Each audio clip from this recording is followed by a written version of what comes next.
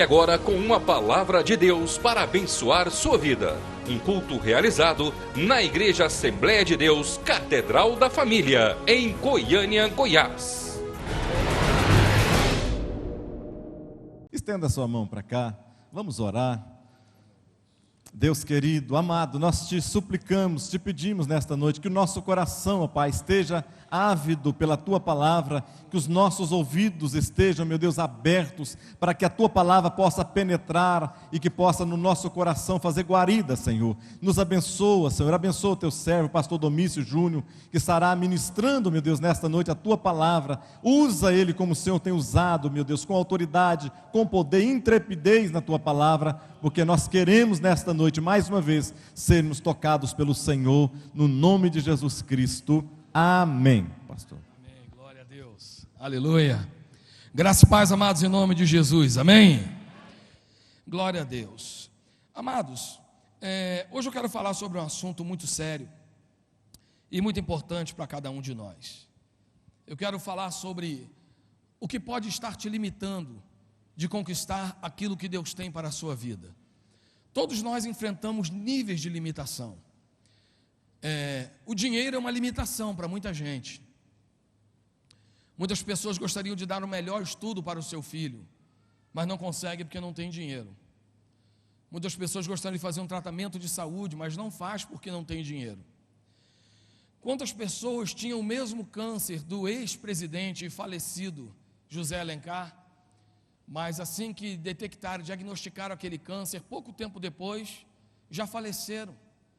Enquanto o presidente José Alencar, ele ganhou praticamente 8 anos de sobrevida, porque o dinheiro deu a ele condições.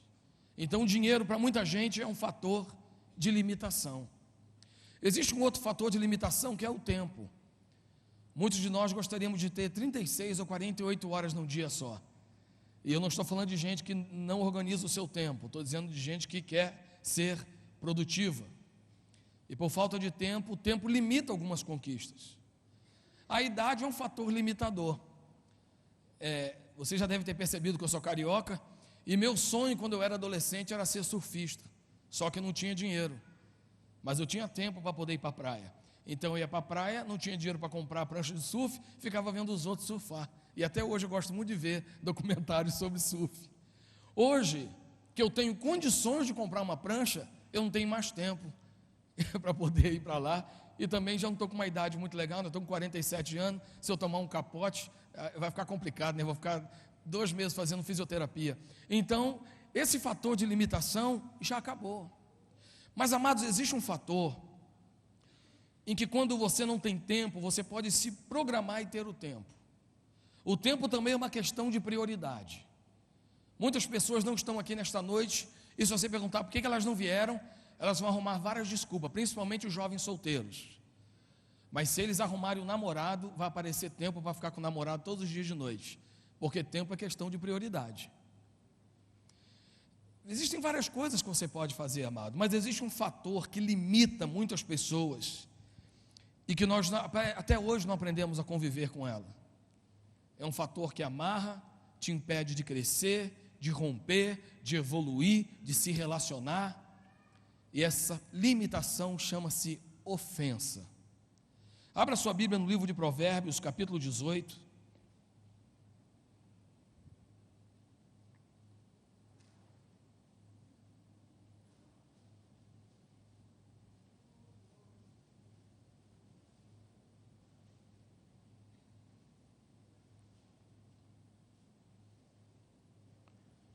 Provérbios, capítulo 18, versículo 19. Que diz assim: o irmão ofendido resiste mais que uma fortaleza, suas contendas são ferrolhos de um castelo. Que coisa impressionante. Na versão NVI diz: um irmão ofendido é mais inacessível do que uma cidade fortificada. Quantos irmãos aqui tem a versão que diz é mais inacessível que uma cidade murada? Quantos tem essa versão que tem a palavra murada? Levante a sua mão aí. É a RC. Amado, o que acontece? Uma ofensa, ela tem um poder de neutralizar a vida de muitas pessoas. Tem muitos casamentos que estão paralisados. por causa de uma ofensa. Então, amados, a ofensa, ela impede muitas pessoas de crescer, de resolver. Por causa de uma palavra de ofensa, muitas pessoas abandonam a casa de Deus. Por causa de um desprezo. Mas nós precisamos entender, amados, que a geração que nós vivemos é uma geração de pessoas feridas. E quem é ferido, fere. As pessoas já saem de suas casas feridas. Muitas vezes a própria concorrência dentro de casa, entre os irmãos, já faz com que a pessoa cresça no ambiente de ofensa. E quando o pai e a mãe não têm sabedoria e destaca dentre os filhos um filho protegido, ou dentre todos os filhos, há um filho que não recebe a atenção devida, esse filho tende a ficar com a sua vida paralisada. Muitos vão para as drogas, muitos vão para o álcool, outros vão até para o desvio na sua sexualidade, na sua opção sexual, para poder ocultar a dor da ofensa. Ninguém consegue viver com a dor da ofensa, ninguém. Não está na hora de eu falar disso ainda, mas eu gostaria de compartilhar com vocês. Eu escrevi um livro sobre ofensa, e eu escrevi aqui: a dor da ofensa afeta a alma como nenhuma outra dor é capaz, nem mesmo a do luto. A dor da ofensa, diferente daquelas que sentimos no corpo, não é localizada, é generalizada. A ofensa consegue, como poucos sentimentos, te emergir em um caldo de angústia e dor que não se compara a nenhuma outra que o ser humano possa experimentar. A ofensa é um veneno maligno que nos entorpece a alma, fazendo de nós frágeis reféns de um sentimento que nos domina sem nos dar a menor oportunidade de esboçar uma reação que nos traga uma libertação desse sentimento de alma engasgada. Ela nos sufoca, nos espreme e nos faz valer apenas 1/1000 do que realmente valemos e somos. É isso que a ofensa faz com as pessoas, seja no trabalho, seja num namoro mal terminado, seja num rompimento de um casamento, um divórcio, porque a palavra da ofensa, ela é capaz de destruir e marcar a vida de uma pessoa de maneira que ela nunca mais consiga andar da mesma maneira. Ela provoca uma legião na alma, uma palavra de ofensa. Isso é tão sério, amados, que as piores disputas judiciais nunca acontecem entre dois sócios de uma empresa. Nunca acontece entre um fornecedor e o comprador. As piores disputas jurídicas acontecem entre o marido e a mulher, no momento que eles se tornam ex-marido e ex-mulher. Por que, amados, que as pessoas que estão perto de nós, elas nos ferem mais do que as outras? Porque a nossa expectativa em relação a elas é maior do que as outras pessoas. Se eu sair daqui e alguém me xingar ali na porta, eu vou ficar bravo, chateado, pode ser até que eu queira me defender, mas isso não vai fazer tanto mal quanto se a minha esposa me agredisse com palavras, porque eu tenho uma expectativa em relação a ela.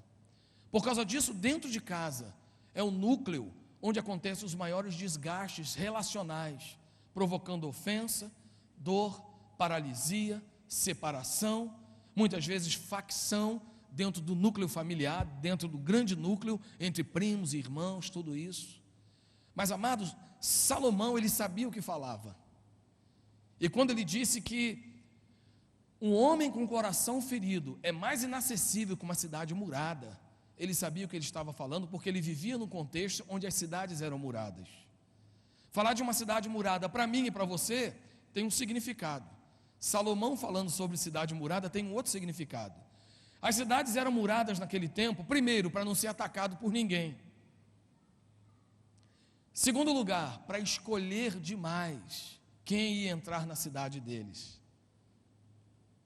Foi por causa disso que o povo de Israel usou alguns espias para entrar em Jericó, porque eles precisavam de alguém para poder subverter a imigração de Jericó, e dessa maneira eles entrarem lá, porque em nenhuma cidade entrava qualquer pessoa sem se explicar primeiro por que está fazendo ali. Então, em primeiro lugar, a muralha, ela serve para poder te livrar de ataques. Segundo lugar, a muralha faz com que você filtre as pessoas que vão entrar na sua vida.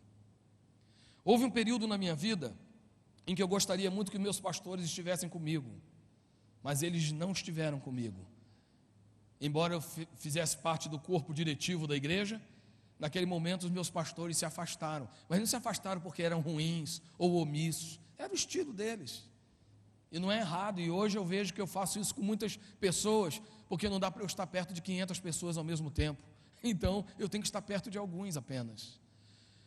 Mas, amados, o que aconteceu? O meu coração não ficou bloqueado em relação aos meus pastores. Eu nunca disse, está vendo, eu trabalhei, eu era pastor de jovem, eu era ministro de louvor, e no momento que eu mais precisei. Não, irmãos, eu entendi que por alguma razão Deus não permitiu que os meus pastores se aproximassem de mim.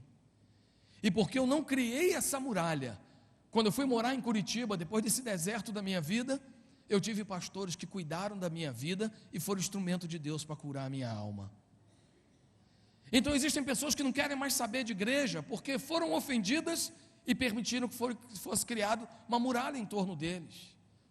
Existem moças e rapazes que não querem mais se casar e não querem mais se relacionar, porque alguém invadiu a vida deles, e hoje eles dizem, para mim tem que ser assim, assim, assim, assim, para poder casar. E cria um ideal imaginário de uma pessoa que simplesmente não existe. E por causa disso, amado, o tempo vai passando, e muitas pessoas não vão experimentar a bênção que é o casamento desde a sua tenra idade. Vai deixar para experimentar aos 35, 40, 50 anos, 60, mas aí vai ter muito pouco para aproveitar. Vai ser igual chegar na Disney na hora que já está estourando os fogos, né? Depois, a partir dali, é só fechar os portões, não tem mais graça. Mas, amados, olha só, perceba que o que impede você de sonhar é a sua palavra de ofensa. A palavra de Deus diz que nós vivemos em uma geração, abra sua Bíblia em 2 Timóteo, 2 Timóteo capítulo 3, quem já achou, diga glória a Deus. Meus irmãos podem dizer glória a Deus, aleluia, amém? Eu sou pastor batista, mas eu fui nascido, criado e envelhecido na Assembleia de Deus. Eu sou batista, mas sou pentecostal, viu, irmão? Tem irmão que está querendo dar glória, não vou dar glória a Deus não, que eu vou escandalizar o pastor batista, né? Irmão, faz isso não. Perdoe não ter me apresentado melhor, irmãos, eu sou pastor, eu não sou pastor da igreja, eu sou pastor na igreja, eu sou pastor de jovens da primeira igreja batista em Campo Grande, no Mato Grosso do Sul. 2 Timóteo capítulo 3, versículo de 1 a 4, diz assim: sabe, porém, isto, nos últimos dias, diga estes dias, sobrevirão tempos difíceis, pois os homens serão egoístas, avarentos, jactanciosos, arrogantes, blasfemadores, desobedientes aos pais, ingratos, irreverentes, desafeiçoados, quer dizer, sem afeição, implacáveis, que afronta qualquer um, caluniadores, sem domínio de si, cruéis, inimigos do bem, traidores, atrevidos, infatuados, mais amigos dos prazeres do que amigos de Deus. Diga misericórdia. Amado, essa geração é uma geração que usa a ofensa para se defender. E se o teu coração não estiver sarado, você vai se sentir ofendido o tempo todo. Porque as pessoas não sabem guardar os sentimentos dela. Então, já que as pessoas não sabem guardar os sentimentos delas, vocês precisam guardar o seu coração daquilo que as pessoas lançam contra você. Você não pode virar uma lixeira, onde qualquer ofensa vai agarrar no teu coração. Ah, ele me chamou de feio, ah, me chamou de gordo, ah, me chamou de pobre. Amado, não é assim. Deixa eu contar uma história para vocês, amado, que eu já contei no retiro uma vez. O meu pai era barbeiro da Marinha. E aí, como nós éramos 9 filhos, 7 homens, claro que meu pai não ia pagar para ninguém cortar o cabelo se ele tinha uma máquina de cortar cabelo em casa, né? Só que meu pai cortava cabelo mal pra caramba. Meu pai era um excelente pai, um excelente pastor. Meu pai foi um plantador de igreja, abriu mais de 40 igrejas. Um homem de Deus, homem servia na Marinha, mas quando ele chegava em casa, em final de semana, era um obreiro missionário de tempo integral. Mas vai cortar cabelo mal assim, lá em casa, infelizmente, né? E aí o que acontece, amado? Os meus irmãos têm todo o redemoinho direitinho. O meu é mal localizado. E meu pai cortava o meu cabelo, irmãos, eu chegava na escola igual aquele porco-espinho. E os meus amigos me zoavam, até as menininhas que eu queria namorar, que eu achava bonitinho, que eu sempre gostei de ver as menininhas bonitinhas, desde quando eu tinha 8 anos na escola. Embora isso nunca para mim foi um problema, e nunca caí nisso, graças a Deus. Mas, amado, eu ficava com vergonha. E os meus amigos me chamavam de pica-pau ou de porco-espinho. E aí me zoava, amados, mas eu não gostava daquilo. E meu pai, quando tinha um hábito de cortar o cabelo toda semana do povo lá no quartel, a cada 15 dias ele cortava o nosso. Quer dizer, meu cabelo nunca sentava. Quando ele começava a ficar pesadinho, e eu já podia jogar umas 50 gramas de brilhantina aqui para baixar o cabelo. Brilhantina, que tempo vocês não ouviam falar isso, né? Mas veja só, quando eu podia aplacar meu redemoinho, irmão, meu pai cortava de novo. E além disso, eu era dentuço, muito dentuço. Eu usei aparelho 3 anos e tudo que eu consegui foi deixar meu dente desse jeito aqui, ainda meio encavalado. Para melhorar, já tem que cortar o crânio, mexer a cabeça. Aí eu falei, deixa assim do jeito que está. Mas enfim, amado, meu apelido na escola, além de ser porco-espinho, era limpa-trilho, por causa daquele ferro que vai na frente da locomotiva. E eu ouvi aquilo, beleza, tudo bem. Amados, eles falavam isso, e eu usava óculos ainda por cima. Hoje eu vejo as crianças usando óculos, olha a armação do óculos do irmão ali, olha só do paizão, os óculos fashions, né, irmão? Na minha época não, amado, a armação do meu óculos era a mesma do Delfim Neto. Então como é que as crianças chamam os amigos que usam óculos na escola? 4 olhos, irmão. Então imagina o cardápio, podia me chamar de limpa-trilho, porco-espinho, pica-pau, 4 olhos. Eu pisava torto, amado, e eu usava botinha. Então você imagina, um gurizinho de canela fina, com aquelas botas, e o povo me zoava, irmãos, e eu não podia falar nada. Sabe por que eu não podia falar nada? Porque eu era gago. Mas gago mesmo, irmão. Até hoje, de vez em quando, eu dou umas derrapadas.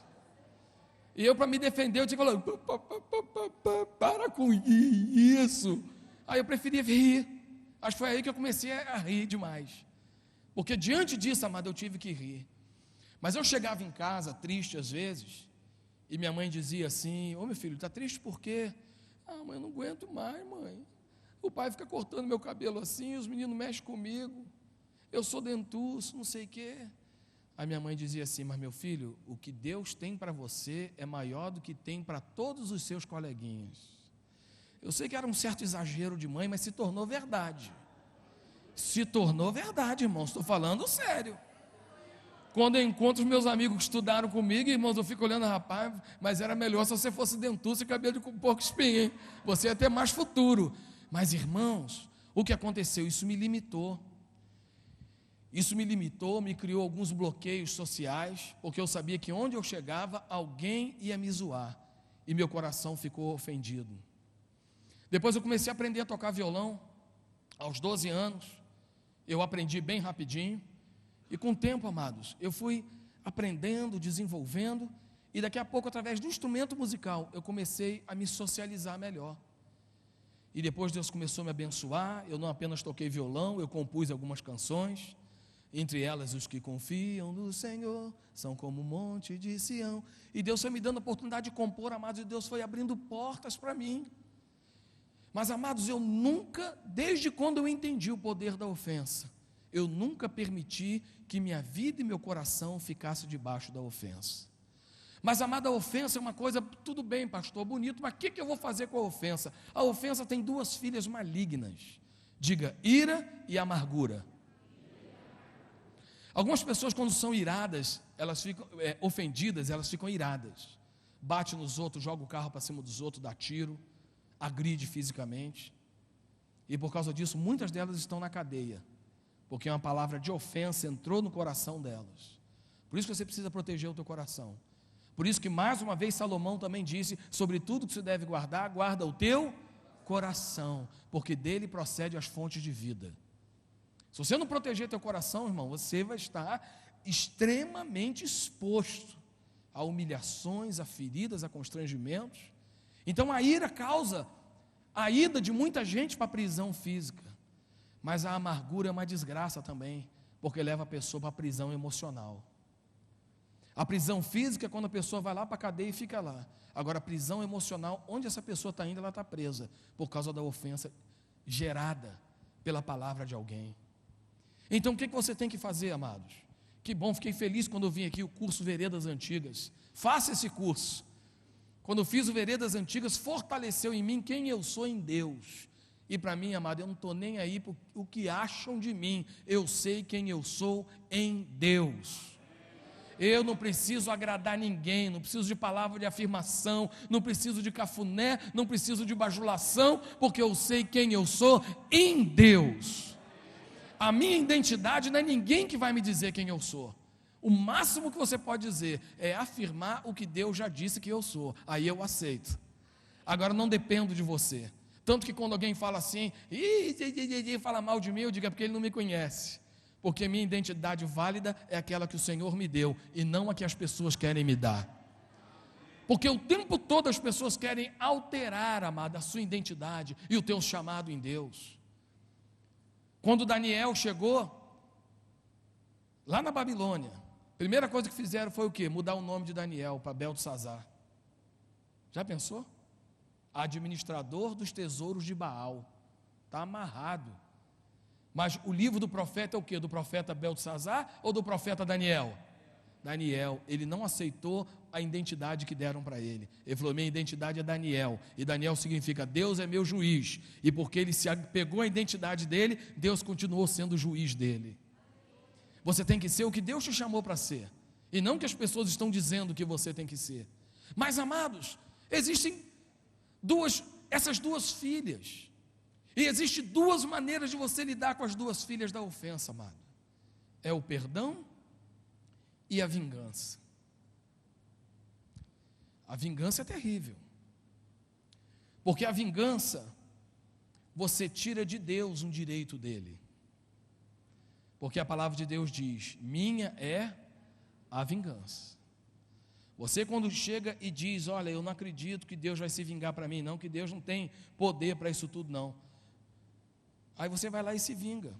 O problema da vingança é que a vingança nunca resolve nada. A vingança, ela só adoece.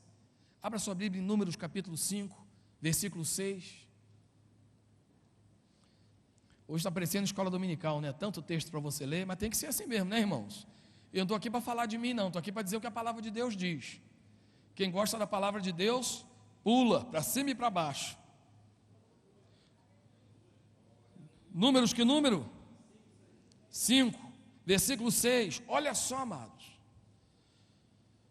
Diga aos israelitas, quando um homem ou uma mulher prejudicar uma pessoa e, portanto, fizer o quê?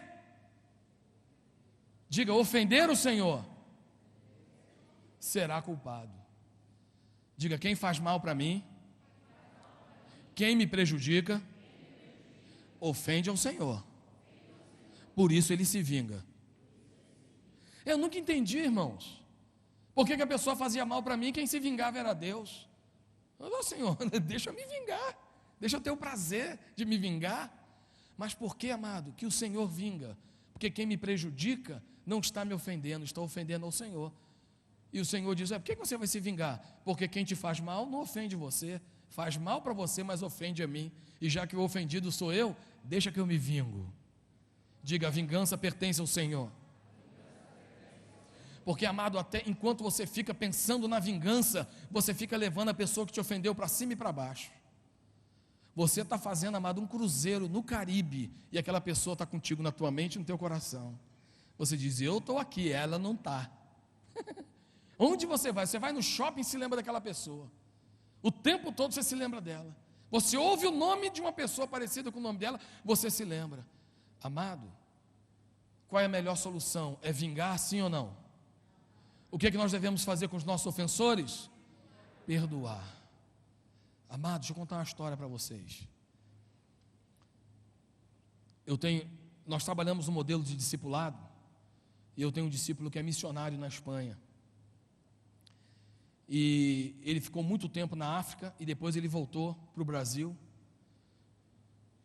E num dos intervalos dos nossos encontros de discipulado, teve um dia que ele me ligou desesperado lá em casa. Falou, Domício, pelo amor de Deus. Eu falei, o que houve? O que houve? A minha esposa me traiu. E começou aquele chororô. E pensa numa mulher de Deus. E que continua sendo mulher de Deus. Eu falei, meus amados, enquanto ele estava lá desabafando comigo, eu pedindo a Deus sabedoria, sabedoria, sabedoria. E aquele rapaz pensa num crente maduro. Eu aprendo muito com ele. E aí, quando ele acabou o chororô dele, eu orei para Deus para acalmar o coração dele. E aí eu, num momento de sabedoria, entre aspas, falei para ele: olha, você precisa preparar seu coração para reconstruir o seu casamento e perdoar sua esposa. Ele falou: eu sei, Domingos, mas eu já perdoei. Eu falei: mas como assim? Quando que você perdoou? Desde quando ela me falou, eu já perdoei ela. Eu estou chorando porque eu estou sofrendo, mas perdoar eu já perdoei. Aí eu falei: rapaz, mas onde você conseguiu força? Ele falou assim: pastor, não é questão de conseguir forças, é questão de fazer o que a palavra de Deus diz. Quando Jesus na oração disse: perdoa as nossas dívidas assim como nós perdoamos aos nossos ofensores. Aí ele falou: sabe o que eu aprendi na Bíblia? Aí ele começou a pregar para mim, amado, agora vê. Irmãos, que vergonha, foi uma das maiores que eu passei na minha vida. Eu já paguei muito mico, mas esse foi terrível, que foi por telefone. E aí ele falou: Domício, eu aprendo na Bíblia que o perdão não nasce quando o coração está curado. O perdão nasce junto com a ofensa. É no momento da ofensa que você decide perdoar, e o teu coração vai se reacomodando à nova história que você vai construir com essa pessoa. E aí você começa a amar. A dor passa, não é depois que a dor passa que você perdoa para a dor passar. Amado, isso é poderoso, não é, amado? Só que muitos de nós somos ofendidos, somos diminuídos, e nós queremos, na verdade, alimentar a amargura, a tristeza no nosso coração. E quando as pessoas conhecem a Deus, mas vivem amargurados. Eu vi uma vez a pregação do Marcos Witt, aquele ministro de louvor, que também é um excelente pregador, e ele dizendo que tem gente que conhece a Jesus, mas vive com a cara amarrada, amargurada, parece que foi batizado no suco de limão. Tem aquela cara, saiu do batismo com a cara. Amados, olha, eu e você não podemos dar brecha para a amargura. Diga para quem está do seu lado: amar cura. Amar cura. Abra sua Bíblia em Hebreus capítulo 12, que eu já vou encerrar a minha introdução e vou entrar na palavra dessa noite. É brincadeira, irmãos. Ai, ai. Hebreus 12, 14 diz assim: esforcem-se para viver em paz com todos e para serem santos. Diga: santidade inclui relacionamentos saudáveis. Não vai pensando que você vai conseguir ser santo se você não vive em paz com todos, não. Seguir a paz com todos e a santificação, sem a qual... Como é que começa o versículo? Com a santificação ou com viver em paz com todos? Viver em paz com todos, irmãos. Diga para quem está do seu lado: eu tenho que viver em paz contigo. Jesus, para algumas pessoas, hein? Se tem algum genro do lado da sogra aqui, foi um desafio grande falar isso agora, né? Olha aqui, irmãos, versículo 15: cuide que ninguém se exclua da graça de Deus, e que nenhuma raiz de amargura brote e cause perturbação, contaminando a muitos. Diga: amargura contamina. Então, amado, como é que eu vou fazer para ser livre disso? É uma coisa apenas, amados: é amar. Amar. Nós confundimos amor com amizade, amor com gostar, e o mundo confunde amor com sexo, mas é tudo diferente. O amor, amado, é uma atitude, é um conjunto de verbos. 1 Coríntios 13, 4 a 7, se não quiser não precisa abrir, que você já conhece o texto. O amor é paciente, diga um verbo. É benigno, o amor não arde em ciúme, não se ufana, não fica soberbo, não é inconveniente, não é interesseiro, não fica ressentido com o mal, não se alegra com a injustiça, mas se alegra com a verdade. Tudo sofre, diga verbo sofrer. Tudo crê, verbo crer. E tudo espera, verbo esperar. E tudo suporta, verbo suportar. Amado, Amor não é sentimento, amor são decisões. Tem gente que fala assim: ah, pastor, eu não consigo amar essa pessoa. Não, você não consegue gostar dela. Amar é uma decisão. Amar é uma decisão. Por isso que a mãe que tem um filho que ela criou tanto para criar, esse filho vai e anda com a bandidagem. Ele vai preso e a mãe vai lá todo domingo levar roupa, levar revista e levar docinho para o seu filho. Aquela mãe está alegre com aquilo que aquele filho fez? Sim ou não? Claro que não. Mas o que leva uma mãe lá? É o amor, amado. Você acha que Deus está satisfeito com algumas coisas que eu e você, que a gente faz? Claro que não, mas é o amor. Então, é por isso que a palavra de Deus diz para nós amarmos os nossos inimigos. Não diz para nós sermos amigos. E inimigo, né, que nós agora vamos ter inimigo, não é. Inimigo é todo aquele que quer inimizade entre você e ele. Isso que é o inimigo. Então são muitos inimigos involuntários que nós temos. Mas a Bíblia não diz: olha, vai jogar futebol com seu inimigo. Não, isso é gostar, isso é passional, é sentimental. O amor é um verbo. Amar é um verbo, amar é uma decisão. Então, a partir do momento que eu decido deixar de lado todas as ofensas que eu sofri, eu estou manifestando o Senhor. E eu estou orando com a minha vida a oração do Pai Nosso. Pode perdoar, Senhor, os meus pecados, porque eu já perdoei os meus ofensores. Quando eu não perdoo o meu ofensor, amado, eu sou semelhante. Muitos de vocês conhecem essa ilustração, eu acho ela muito forte. Quando você não perdoa uma pessoa, é como se essa pessoa estivesse numa cela, na cadeia, e você é o carcereiro. Fica você com a chave ali olhando para ela, você olhando para ela e ela te olhando. Quando você perdoa a pessoa, você tira essa pessoa da cela, libera ela para viver a vida dela e você vai viver a tua. Não fica os dois impedidos, os dois amarrados. Então nós temos que aprender, amados, a liberar o perdão com o Senhor, e não liberar do jeito que nós queremos ou entendemos. É amar do jeito que o Senhor quer. E para perdoar, amados, nós precisamos ter maturidade. Vemos o exemplo de Sansão. Você começa a ler a história de Sansão no livro de Juízes, capítulo 12. É uma sequência de vinganças. O povo descobriu o enigma dele, ele foi lá e matou um monte de gente. Depois, o sogro dele pegou a esposa dele e deu para outra. Ele chegou, pegou as raposas, tacou fogo para incendiar tudo. A vida dele foi uma vida de vingança.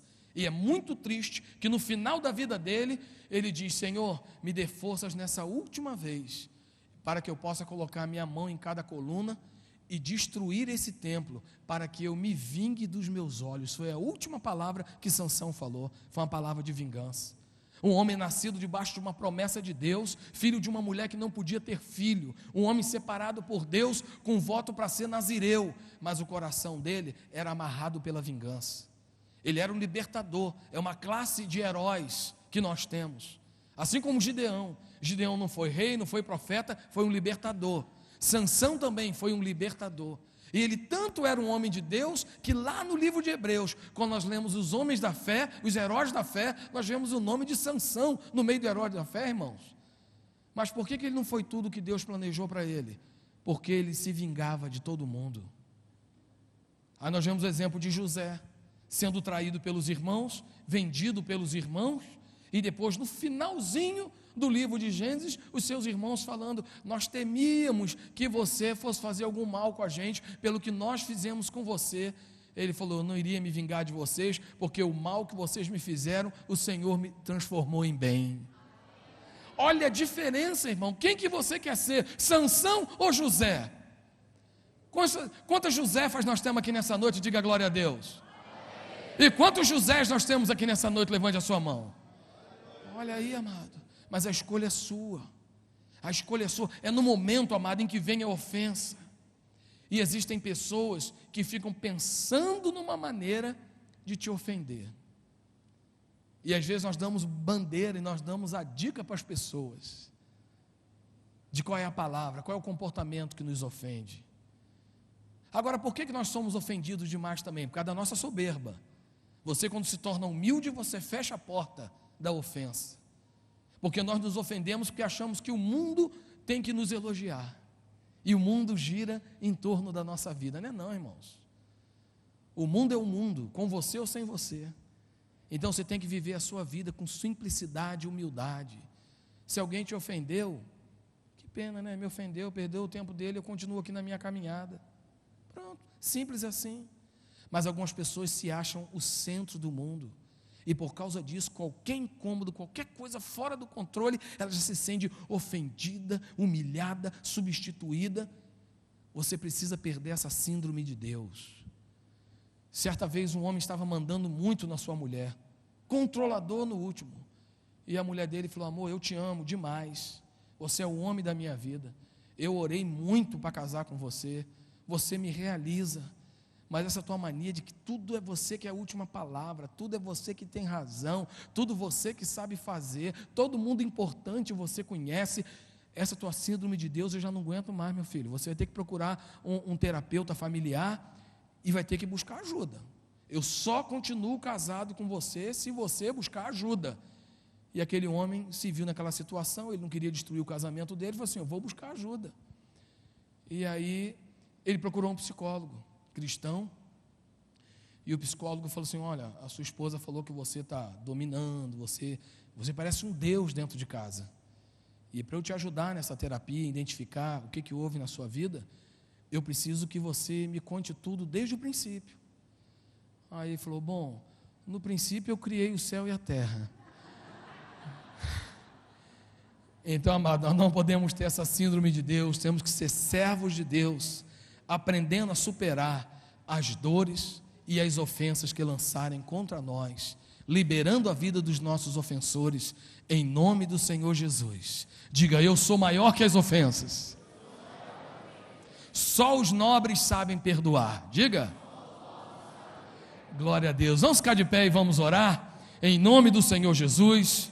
Amado, eu quero orar pelo teu coração. Feche os teus olhos agora, coloque diante do Senhor o que está doendo, qual é a ofensa, qual é a palavra que entrou no teu coração e te feriu, o que aconteceu com você e que até hoje você se relembra de algumas situações e sente um desconforto emocional. Talvez você esteja levando ainda um resquício de um relacionamento que terminou mal, uma pessoa que te feriu, te desprezou, te abandonou, te substituiu, te envergonhou na frente das pessoas. Coloque tudo isso diante do Senhor.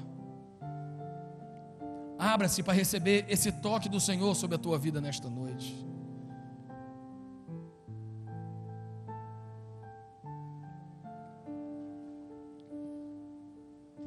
Eu tenho certeza que Deus te trouxe aqui para isso, amado. Eu tenho certeza que Deus te trouxe aqui nesta noite, minha amada, para você se posicionar e dizer: Deus, eu vou perdoar, porque eu sei que a cura virá com o perdão. O perdão não vem depois da cura. Você precisa se posicionar e perdoar. E quando você decidir perdoar essa pessoa, você vai ver o bálsamo de Deus sendo derramado sobre a tua vida. Porque não tem como o bálsamo entrar numa cidade murada. Permita que essa muralha seja derrubada em nome do Senhor Jesus. As muralhas isolam, as muralhas não protegem mais. E hoje você não pode mais viver, uma pessoa não pode mais viver isolada em nossa sociedade. Coloque-se diante do Senhor. Eu queria que nesse momento você orasse. Ora onde você está, faça uma oração silenciosa, mas verbalize para Deus, não fica só pensando. Ore, nem que seja baixinho aí no seu canto, e diga para Deus a situação que você quer apresentar diante dele. Deus não ouve pensamentos, Deus não responde pensamentos, Deus responde oração. Esteja orando agora em nome de Jesus. Verbalize para Deus essa dor, verbalize para Deus essa situação onde a ofensa entrou na sua vida e no seu coração. E eu tenho certeza que o Senhor vai começar a trabalhar para trazer cura sobre a tua vida em nome de Jesus. Em nome do Senhor Jesus. Pai, eu quero te agradecer pela tua palavra nesta noite. Eu quero te agradecer pela oportunidade de estar ministrando nesta igreja ao coração dos teus filhos. Tu sabes, ó Deus, de tantas palavras que eu poderia ministrar, mas nesta noite essa foi a palavra que o Senhor tem colocado em nosso coração, Pai. E nós queremos, para a glória do teu nome, nos submeter a ti, nos submeter ao teu chamado e ao teu propósito, Pai. Livra, Deus, a nossa alma do ferrão da ofensa. livra a nossa alma, Deus, do ferrão da amargura, que nos consome, que tira o sorriso dos nossos lábios, que tira o prazer de caminhar, de sonhar, de conquistar, que tem tirado a nossa ousadia, Deus. Quantos homens e mulheres deixaram de sonhar por causa de uma palavra de ofensa? Quantos homens e mulheres perderam a sua ousadia porque alguém desfez de um sonho deles? Eu te peço, Pai, em nome de Jesus, que o Senhor não apenas cure os corações, mas que o Senhor esteja devolvendo os sonhos que foram destruídos pelo míssil da ofensa. Que seja uma noite de restauração, de reconstrução, e que nós não estejamos aqui apenas vivendo o papel de vítima, de ofendido, porque temos ofendido muitas pessoas também. Que o Senhor nos dê coragem e a nobreza de pedir perdão a cada um daqueles a quem ofendemos, seja próximos ou distantes, seja um líder, seja um liderado, seja um pai ou seja o filho. Que nós possamos ter a humildade e a nobreza de reconhecer o nosso erro, e que possamos ter a coragem de pedir perdão sem justificativas, que possamos humildemente pedir o perdão, para que as muralhas caiam e haja, Deus, o fluxo da Tua graça em todos os ambientes onde vivemos, em nome do Senhor Jesus, em nome do Senhor Jesus, amém. Glória a Deus. Se você foi abençoado por esta palavra, aplauda o Senhor nesse momento. Glória a Deus. Participe da programação da Igreja Catedral da Família. De segunda a sexta-feira, às 6:30 da manhã, Oração de Davi. Segunda, a partir das 14h30, Manancial Feminino, onde mulheres são restauradas e abençoadas por Deus. Segunda, a partir das 19h30, venha estudar Teologia com IBCAF, Instituto Bíblico da Catedral da Família. Terça-feira, às 19h30, venha ser um intercessor na Escola de Intercessão. Quarta-feira, às 19h30, culto de ensino da Palavra de Deus. Quinta-feira, às 20h, reunião dos adolescentes, Geração Daniel. Sábado, muito louvor e adoração com a juventude animada da Igreja Catedral da Família. Sábado, às 20h, projeto Recomeçar. E domingo, às 9h da manhã, participe com sua família da Escola Bíblica Dominical. E domingo, às 18h, grande culto de celebração a Deus.